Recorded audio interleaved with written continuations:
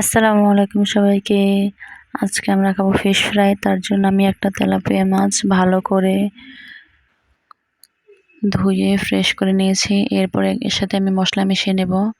প্রথমে নিয়েছি হলুদের গুঁড়া, তারপর নিয়েছি মরিচের গুঁড়া, এরপর নিয়েছি সামান্য পরিমাণে লবণ। এখন দিয়ে দিলাম আদা রসুন বাটা।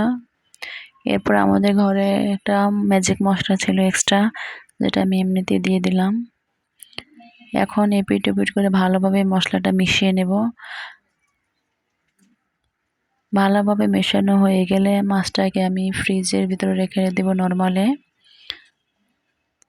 নর্মাল থেকে বের করার পরে আমি এখানে একটা কড়াইতে তেল গরম করতে দিয়েছি। হঠাৎ করে কারেন্টটা চলে গেছে, যার জন্য একটা অন্ধকার। মাছটাকে আমি চুলার আঁচ কমিয়ে ভালো করে ভেজে নেব। এখন এই পর্যায়ে মাছটাকে আমরা উল্টে দিচ্ছি।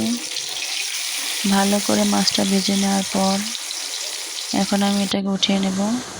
দেখতেই পাচ্ছেন সস দিয়ে এখন মাছটা খাবো আমরা। প্রথমে আমার হাজব্যান্ড মাছটাকে সসের সাথে মিশিয়ে খেয়ে চেক করে নেবে কেমন হয়েছে। মানে সে মুখ দিয়ে কিছু বলছে না, দেখেন মাথা নাড়িয়ে বলবে যে হ্যাঁ ভালো হয়েছে।